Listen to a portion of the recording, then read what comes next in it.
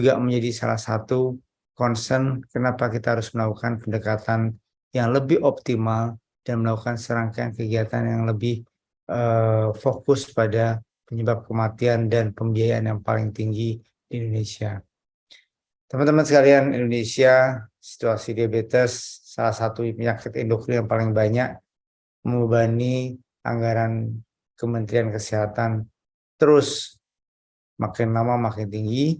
Diperkirakan saat ini 19,5 juta penduduk Indonesia menderita diabetes. 19,5 juta itu kalau saya analogikan lebih daripada jumlah penduduk Jakarta yang bikin macet setiap hari. Jadi banyak sekali penderita diabetes. Nanti di 2045 kalau kondisi ini tidak ditangani secara preventif yang optimal, maka jumlahnya menjadi 28,6%. Ini artinya 3 kali penduduk Jakarta. 3 kali penduduk Jakarta di seluruh Indonesia diabetes. Karena itu beberapa hal harus kita lakukan pendekatan yang lebih optimal sehingga masalah diabetes sebagai penyakit endokrin terbesar menjadi masalah yang serius, tidak saja ditangani secara kuratif yang maksimal berdasarkan atas modalitas yang sudah kita tetapkan, tapi juga berdasarkan atas preventif model dengan menggunakan model genomik. Teman-teman sekalian, situasi diabetes di Indonesia masih belum optimal. Kalau kita lihat angka HbA1c yang terkontrol itu di Indonesia cuma 30,8. Bandingkan dengan Amerika 50%, di Eropa 60% sudah terkontrol. Walaupun kita sudah melakukan pengobatan dan pendekatan yang lebih baik, walaupun sudah tercover oleh BPJS dan sebagainya, tetapi masih hanya 30/3 saja dari penderita diabetes yang gula darahnya terkontrol. Sehingga menimbulkan berbagai macam komplikasi, dan komplikasi ini berkaitan dengan pembiayaan yang lebih besar pada pasien-pasien diabetes. Teman-teman sekalian, dengan hanya 30,8% pasien diabetes di Indonesia yang HbA1c-nya terkontrol, maka diperlukan paradigma baru dalam layanan kedokteran penyakit imunologi, terutama diabetes, melalui kedokteran presisi. Jadi pendekatan spesifik yang lebih baik, dipersonalisasi dalam diagnosis dan terapi dibutuhkan dalam kedokteran dalam penanganan diabetes. Inilah yang disebut sebagai pendekatan presisi pada pasien-pasien diabetes. Kalau di klinis kita lihat, kita kenal dengan individualisasi treatment, tetapi kalau kita menggunakan model genomik, ditambahkan model genomik, maka bukan saja individualisasi, tetapi precision medicine. Secara total, nomor 2 penyakit yang banyak ada di divisi metabolik endokrin di keilmuan endokrinologi adalah penyakit tiroid. Dan kita lihat penyakit tiroid kedua terbanyak endokrinologi, prevalensinya sekitar 0,5 sampai 1,4 juta penduduk di Indonesia. Ini yang bergejala. Yang tidak bergejala lebih besar lagi. Kalau dilakukan pemeriksaan USG pada model screening populasi, itu jumlahnya sekitar 50%. Begitu juga pada studi pada kadaver. Kalau kita lihat nodul tiroid yang ada dalam populasi, itu kira-kira 50%. Bahkan lebih dari 50% di beberapa tempat. Saat ini yang datang ke rumah sakit selain nodul tiroid, terutama adalah penyakit yang berkaitan dengan gangguan hormonal tiroid seperti Graves' disease 50-80%, hipotiroid Hashimoto, nodul dan yang lainnya. Angka relapse dan gagal terapi penyakit tiroid masih tinggi karena sequencing pengobatan yang dilakukan belum berpadu pada gejala yang timbul dan angka laboratorium yang tepat untuk menaikkan dan menurunkan dosis obat.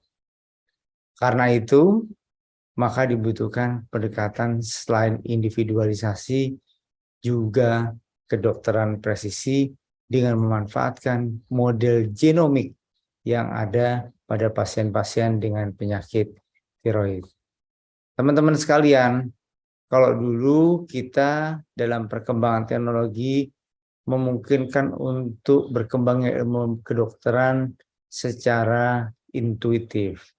Secara intuitif itu melalui gejala dan tanda umum, kemudian karakteristik umum. Ini pada model pendekatan awal-awal ilmu kedokteran berkembang di Barat dan di Timur Tengah, di Asia dan Timur Tengah. Orang melakukan pendekatan gejala, menggunakan terapi yang dicoba-coba, akhirnya muncullah pengobatan intuitif. Kemudian dengan berkembangnya ilmu pengetahuan dan analisis model statistik, maka berkembang evidence-based medicine. Evidence-based medicine ini berpegang pada bukti ilmiah terbaik yang ada yang dilakukan pada studi penyakit-penyakit spesifik. Pengembangan klinis dan modalitas diagnosis dilakukan dengan metode evidence-based medicine. Tetapi subjek yang masuk ke dalam evidence-based medicine secara real world, secara nyata belum tentu sama dengan subjek yang kita hadapi pada pasien yang kita temukan sehari-hari. Sehingga mungkin pengobatan menjadi tidak optimal, kemudian kita sudah melakukan membuat berbagai macam konsensus, tetapi misalnya pada pasien-pasien diabetes, komplikasi terus berjalan. Gula darahnya sudah bagus, tapi tetap pasiennya masuk ke dalam gagal ginjal. Gula darah sudah bagus, tetap masuk ke stroke. Gula darahnya sudah bagus, tetapi tetap masuk ke penyakit jantung. Karena itu dibutuhkan model-model pendekatan lain, selain evidence-based medicine yang terpola pada model karakteristik perhitungan ilmiah dan desain penelitian tertentu melalui pendekatan yang baru, yaitu pendekatan genomik. Jadi kalau evidence-based dicampur dengan pendekatan genomik, maka berkembanglah kedokteran presisi yang akan membuat karakteristik spesifik dari pasien-pasien itu tergambarkan lebih gamblang dan akan menyebabkan pengobatan di masa depan lebih baik. Di bidang endokrinologi, yang paling penting adalah bahwa pemberian layanan kedokteran itu harus spesifik masing-masing berdasarkan atas karakteristik yang dimilikinya. Untuk itu kita mesti butuh big data. Big data ini isinya ada sequencing genomik, satu, kemudian data klinis pasien. Dengan sistem bioinformatika dan algoritma artificial intelligence, nanti akan digabungkan orang dengan karakteristik klinis tertentu akan membawa model genomik tertentu pula.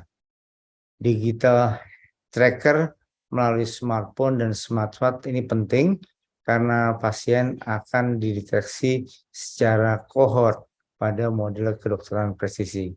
Faktor psikososial dan perilaku juga penting pada kedokteran presisi, ini juga harus diperhitungkan. Faktor lingkungan melalui pajanan yang terpapar pada model One Health menjadi juga penting, serta juga berbagai macam pendekatan genomik, epigenomik, proteomik, metabolomik, dan transkriptomik menjadi sangat penting untuk membuat analisis big data menjadi lebih baik.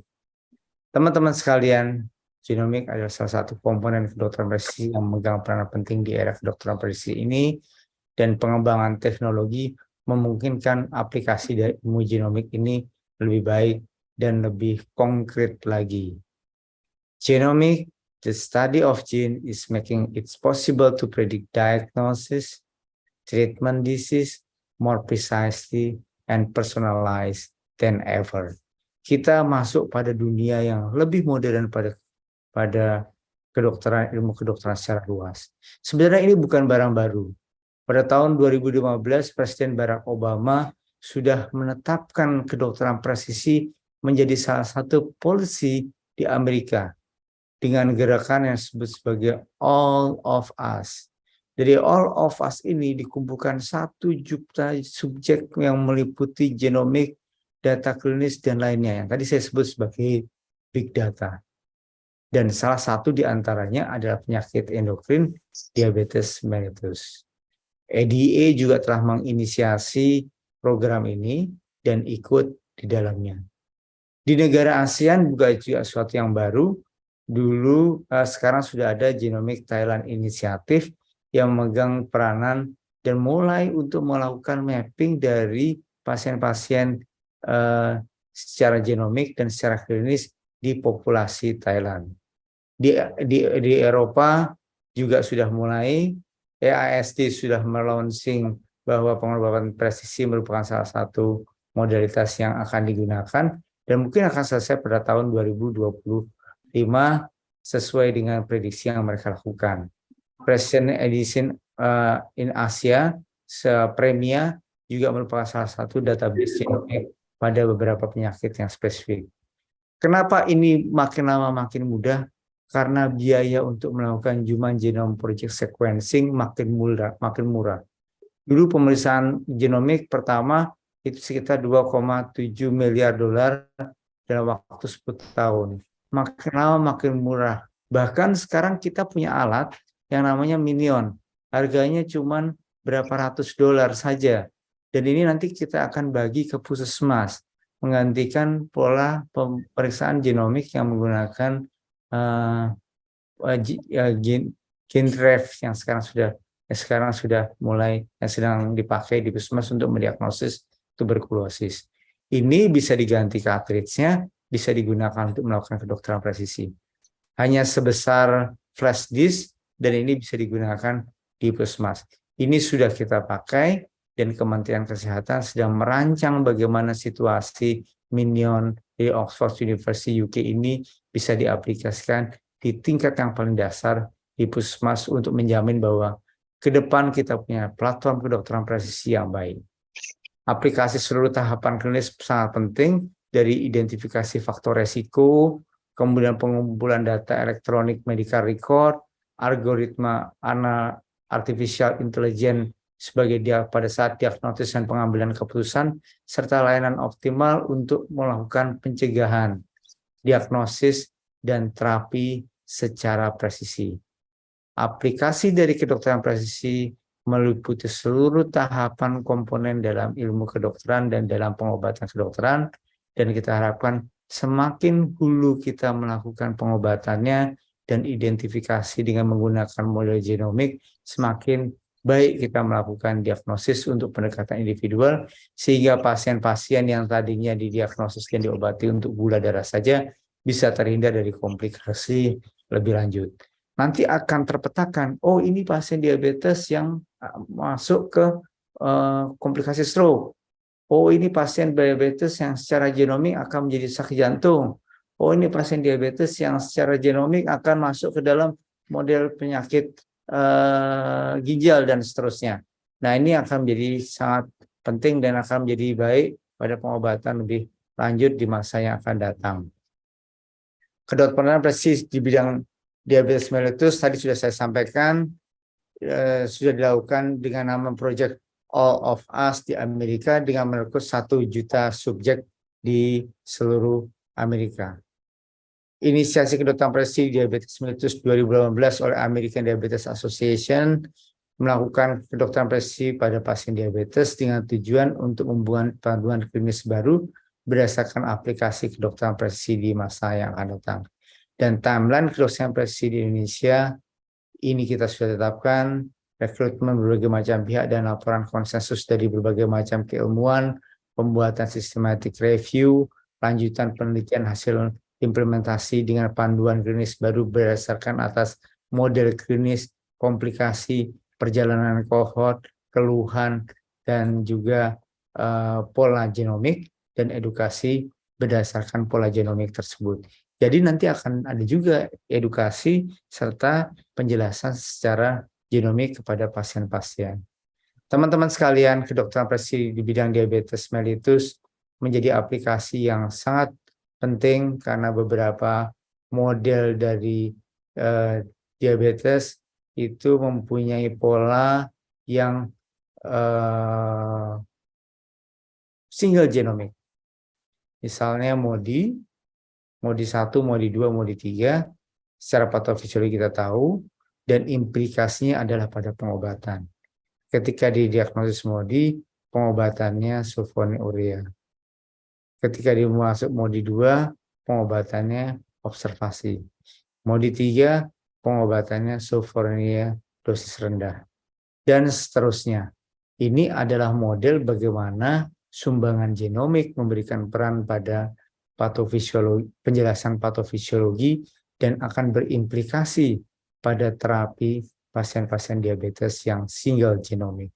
Kedokteran depresi di masa yang akan datang tidak saja pada yang single genomic, tetapi juga dengan multi genomic, terutama diabetes tipe 2 yang merupakan 90% dari kasus diabetes mellitus. Dan ini akan dikembangkan dengan menggunakan bagaimana bentuk dan karakteristik mozaik dari artificial intelligence akan mengatur dan memberikan penjelasan yang baik pada karakteristik fenotip dan klasifikasi genetik pasien-pasien diabetes yang akan memberikan pengobatan komplikasi menjadi lebih baik. Berdasarkan karakteristik fenotip, sebenarnya sudah ada beberapa klaster diabetes di dunia untuk tipe 2.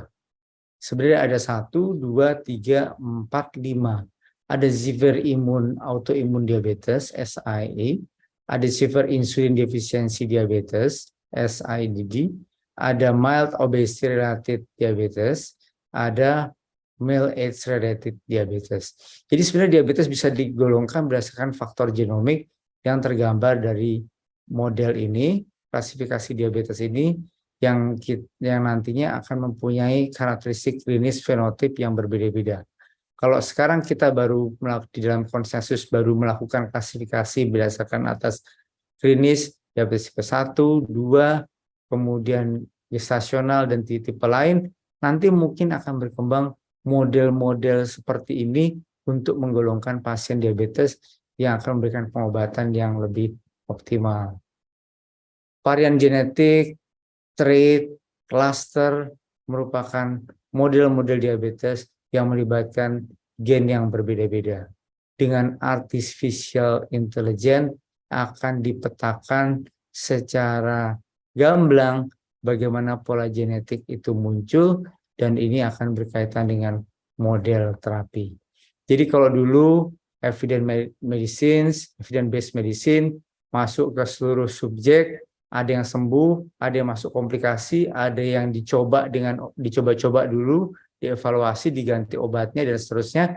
Tetapi dengan precision medicine dengan pendekatan genomik, maka akan dibuat optimal treatment obat yang spesifik berdasarkan atas komplikasi yang mungkin timbul, berdasarkan atas patofisiologi yang paling mungkin ada di dalam pasien, berdasarkan atas pola genomik. Demikian juga untuk penyakit tiroid. Kita tahu 20-30% kalau kita melakukan needle aspiration biopsi, hasilnya adalah undeterminate atypia of undeterminate significant AUS. Ini kadang-kadang menyulitkan kita karena kita harus mengulang biopsi, atau kalau karakteristik tiroidnya jelek secara ultrasonografi, kita kirim ke dokter bedah. Dengan kedokteran presisi, maka pasien-pasien AUS tadi bisa diidentifikasi apakah mengandung faktor yang menyebabkan keganasan itu akan muncul di kemudian hari sehingga pengobatannya menjadi lebih baik. Untuk penyakit yang berkaitan dengan hormonal, Graves' disease, tiroiditis, dan sebagainya merupakan pengobatan yang bisa dilakukan berbasis atas model genomik yang dipetakan. Pengembangan modalitas terapi melalui targeted terapi dan pengembangan faktor proteomik pada Graves' disease serta positivitas kanker IgG4 sebagai prognostik tiroiditis menjadi sangat penting pada pasien-pasien diabetes. Ke depan akan dilakukan integrasi genomik dan klinis pada pendekatan kedokteran presisi. Kita punya platform Peduli Lindungi yang sudah diakses oleh lebih dari 100 juta masyarakat di Indonesia. Ini akan ditransformasikan karena COVID-nya sudah hampir selesai menjadi Citizen Health Application, Satu Sehat. Jadi akan menjadi one stop service untuk melakukan follow up pasien. Jadi kalau pasien datang ke dokter A, akan terekam datanya di handphonenya, dia datang ke dokter B, dia bisa buka melalui medical record yang ada di handphonenya, obat yang diberikan, gejala klinis, dan sebagainya di dokter B. Kalau dia beli obat, dia akan masuk ke application. Ini penting untuk menjadi dasar pengobatan di masa depan, si electronical based medical record ini akan membantu kedokteran presisi untuk memberikan pengolahan dan data cohort yang lebih baik. Kita melakukan integrasi yang interoperabilitasnya lebih baik. Ekosistem digital kesehatan dibangun untuk seluruh sistem kesehatan di dalam platform kesehatan. Kalau dulu model digital adalah untuk pelaporan, tetapi sekarang model digital kita gunakan untuk layanan. Di negara dengan pengolahan data terintegrasi seperti di Korea Selatan dan Australia, seluruh rekam medis hampir dibuat menjadi model digital. Dan model digital ini adalah hal yang penting untuk membuat kerangka kedokteran presisi di masa depan. Dan kita sudah mulai, selain pendekatan pembuatan laboratorium kedokteran presisi, juga menggunakan electronic medical record yang menjadi salah satu bagian yang penting untuk memberikan model dan membuat permodelan pada artificial intelligence kedokteran presisi.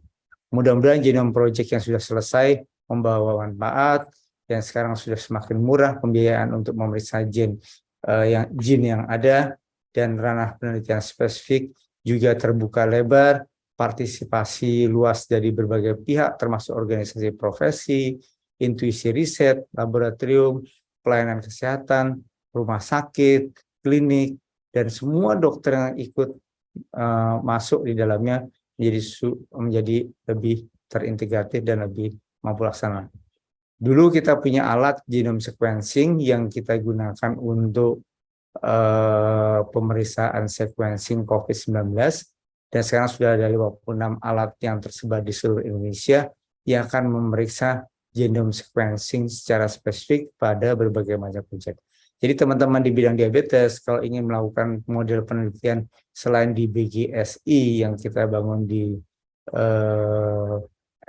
KRCM, juga bisa melakukan dan membuat model genomik, pemeriksaan genomik di platform yang kita sudah punya. Kita punya 56 alat genome sequencing. Mudah-mudahan bahwa penyakit-penyakit penting seperti kanker, TB, diabetes, stroke itu bisa memberikan data spesimen biologis spesifik, akan dimasukkan pola genomiknya dan akan ditentukan model pengobatan dan akan ditentukan model klasifikasi modalitasnya oleh perhimpunan dan organisasi profesi. Teman-teman sekalian, presentasi ini mungkin tidak cukup untuk menjelaskan secara keseluruhan kedokteran presisi, tetapi saya berharap bahwa kedokteran presisi merupakan perspektif baru dalam penanganan penyakit endokrinologi ke depan, dan untuk meningkatkan kontrol yang optimal, pendekatan klinis yang maksimal pada pasien-pasien di bidang endokrinologi. Endokrinologi masih terbuka luas, dan pemeriksaan genomik juga masih terbuka luas. Kombinasi antara klinis yang dicatat secara baik dan pola genomik yang digambarkan secara presisi akan membuat kedokteran presisi ini berkembang di bidang endokrinologi. Mudah-mudahan bermanfaat bagi teman-teman semua, sehingga bisa memberikan arah bagi kita ke depan bahwa pengembangan kedokteran presisi menjadi salah satu hal yang harus ada di Indonesia, seperti juga ada di Thailand, seperti juga ada di Korea, seperti juga ada di Amerika, yang sudah akan masuk di dalam konsensus EDA, ASD untuk bidang diabetes di tahun 2025. Terima kasih. Wassalamualaikum warahmatullahi wabarakatuh.